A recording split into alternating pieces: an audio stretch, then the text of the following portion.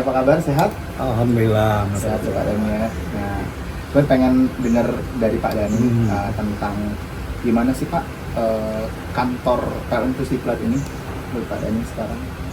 Oke, baik Mas Reja. Jadi terkait dengan pengelolaan sarana dan prasarana di Pusdiklat memang ada beberapa fokus kita ya sekarang terhadap bagaimana kita memanfaatkan sarana ini menjadi sesuatu hal yang berbeda. Gitu ya.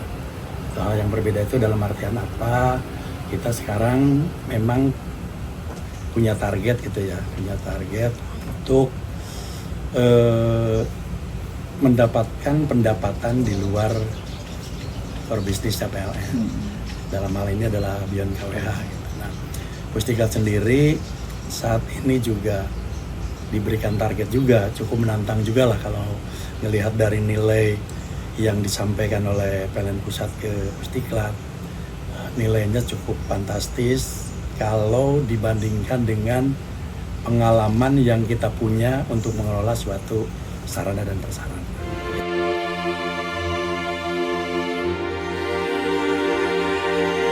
Saat ini memang di Pusdiklat ini tidak terlalu banyak fasilitas yang memang bisa kita jual keluar gitu ya.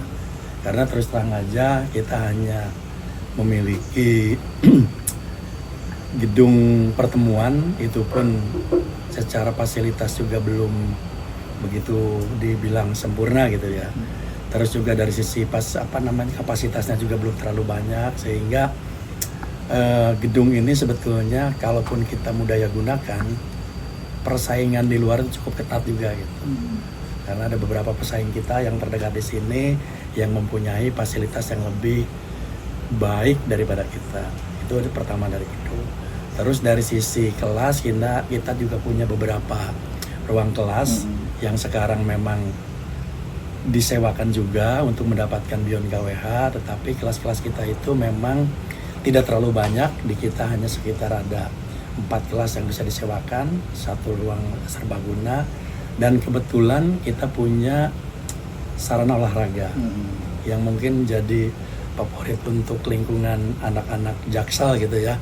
Anak-anak Jaksel ini ada mini soccer, ada juga lapangan bulu tangkis, terus juga ada lapangan tenis lapangan voli dan lain-lain. Nah ini mungkin harapan kita ke depannya ini akan menjadi fasilitas-fasilitas yang mungkin saja banyak diminati oleh teman-teman di lingkungan Jakarta Selatan. Oke.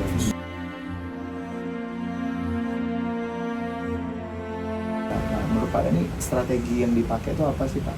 Ya. Yang sekarang dipakai? Ya.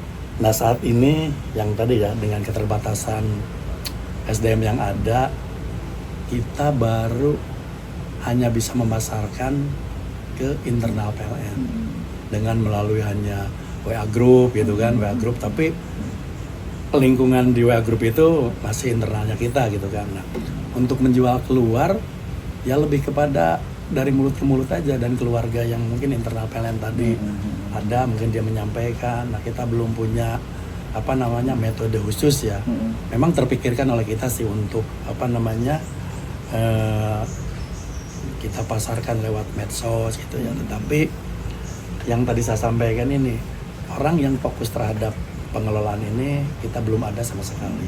Karena memang ini target baru di 2024 yang memang diturunkan oleh pusat ke kita. Jadi kita memang kayak seakan-akan kaget-kaget gitulah ya, kaget-kaget. Terus keduanya juga kita hanya otodidak aja memasarkan, tetapi alhamdulillah sih sampai dengan semester 1 kemarin dari target yang diberikan ke kita, walaupun belum mencapai 100%, kita masuk di sekitar 80%. Nah, sedangkan di semester 2 ini targetnya cukup besar lagi nih, hampir 2 kali lipat dari target yang pertama. Nah, ini kan perlu juga pemikiran-pemikiran yang baik ya, bagaimana cara kita memasarkan. Nah, kebetulan Mas Reja dan tim masuk nih ke kita gitu. Kita merasa wah, ini benar-benar mudah-mudahan ini menjadi senjata kami untuk melakukan pemasaran yang begitu masif, dan mudah-mudahan nanti hasilnya bisa didapatkan. Amin.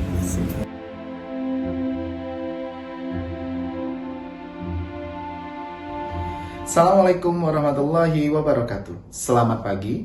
Kami dari kelompok 11 Immersion UGM akan menyampaikan hasil immersion kelompok kami di PLN Pusdiklat terkait pengembangan digital platform dan social media marketing untuk optimalisasi penyewaan fasilitas. Beberapa latar belakang yang kami temukan yaitu peremajaan aset yang telah dilakukan sejak tahun 2022, target pendapatan aset tahun 2024 sebesar 279 juta, dan 3, sudah adanya petunjuk tata cara pelaksanaan sewa fasilitas dan sarana prasarana di PLN Pusdiklat, dan 4, belum optimalnya aset untuk mengenerik pendapatan. Beberapa kondisi aset, gedung, fasilitas olahraga, dan ruang rapat di PLN Pusdiklat. Permasalahan utama yang kami temukan terkait dengan hal ini adalah realisasi pendapatan sewa yang tidak tercapai sebesar 32%. Kami selanjutnya melakukan analisis root cost problem solving di mana temuan kami adalah pendapatan eksternal itu sebesar 4,59% dibanding internal dan sebanyak 75% aset sewa itu belum optimal mengenerik pendapatan. Hal ini disebabkan karena prosedur penyewaan aset itu yang tidak memudahkan eksternal dan pasif marketer di lingkungan PLN Pusdiklat. Beberapa rekomendasi strategi, terutama untuk perbaikan internal, seperti review terhadap prosedur penyewaan yang tujuannya untuk memudahkan penyewa melihat aset, melakukan pesanan, melakukan pembayaran, serta penggunaannya terhadap aset yang telah disewakan tersebut.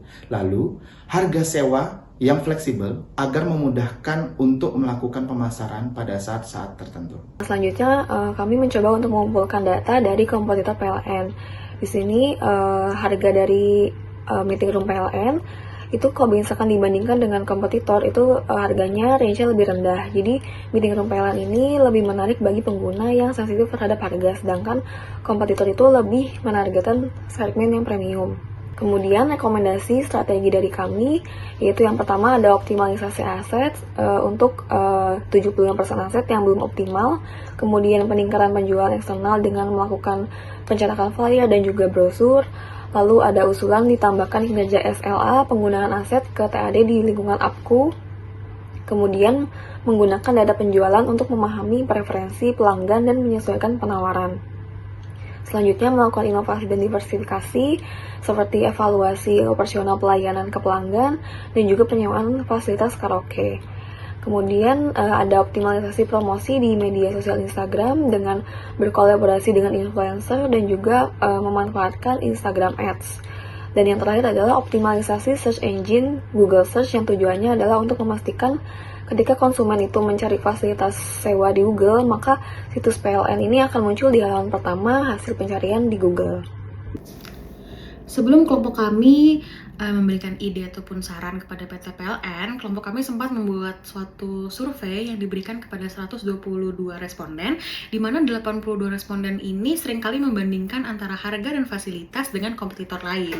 Nah, namun setelah kita coba menampilkan kurang lebih ada apa aja sih fasilitas yang ada di PT PLN Pusdiklat, ternyata mayoritas responden itu memiliki ketertarikan untuk menyewa fasilitas yang ada di PT PLN Pusdiklat.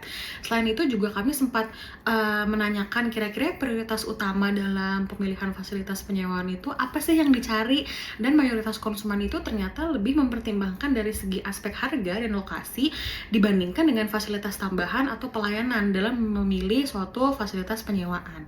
Nah, hal ini menunjukkan bahwa ternyata strategi harga yang kompetitif dan lokasi yang mudah diakses itu menjadi satu kunci utama dalam menarik konsumen. Sosial media, terutama Instagram, itu adalah platform yang sangat penting ya dan cukup krusial untuk meningkatkan visibility dan engagement dengan konsumen. Nah, penggunaan Google Search juga dirasa cukup signifikan teman-teman untuk menunjukkan pentingnya memiliki situs informatif yang mudah diakses. Lebih baik kalau misalkan kita mulai dengan promosi agresif di akun Instagram yang memiliki engagement dan followers yang cukup tinggi. Kita coba propose adalah melalui Instagramnya Jakarta Info dan Jakarta Go, karena dilihat dari sisi engagement dan followers, dua akun ini tuh engagementnya tinggi dan followersnya itu juga banyak. Perkenalkan, nama saya Irsyad Hanifidatullah. Dalam proses immersion program kelompok kami yang dilaksanakan di PLN Pusdiklat, saya mempunyai tugas utama yaitu membuat suatu platform yang ditujukan untuk memudahkan para calon customer untuk mengakses informasi terhadap ketersediaan aset yang dimiliki oleh PLN Pusdiklat. Kemudian web platform ini isinya adalah aset apa saja yang disewakan oleh PLN Pusdiklat, kemudian jadwal dari masing-masing aset itu, sehingga ketersediaan jadwalnya lebih jelas dan lebih transparan bagi para calon customer.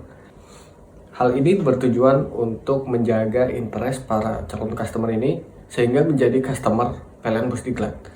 Halo, nama saya Gasya Habib Hussein. Di sini saya memiliki jobdesk untuk membuat kuesioner yang kelompok kami sebarkan kepada beberapa calon pelanggan, di mana berdasarkan paparan sebelum-sebelumnya yang sudah disampaikan oleh teman-teman saya bahwa hasil inovasi dan solusi yang diberikan kepada PLN Pusdiklat itu bersumber dari kebutuhan pasar atau analisa market terkait penyewaan fasilitas yang ada di PLN Pusdiklat. Dari sekian banyak inovasi dan karya yang sudah kita berikan kepada PLN Pusdiklat, harapan dari kelompok kami dapat membantu PLN Pusdiklat dalam mengembangkan pendapatan dari fasilitas yang mereka sewakan. Mungkin sekian dari kami kelompok 11, kurang lebihnya mohon maaf. Assalamualaikum warahmatullahi wabarakatuh. Terima kasih semuanya.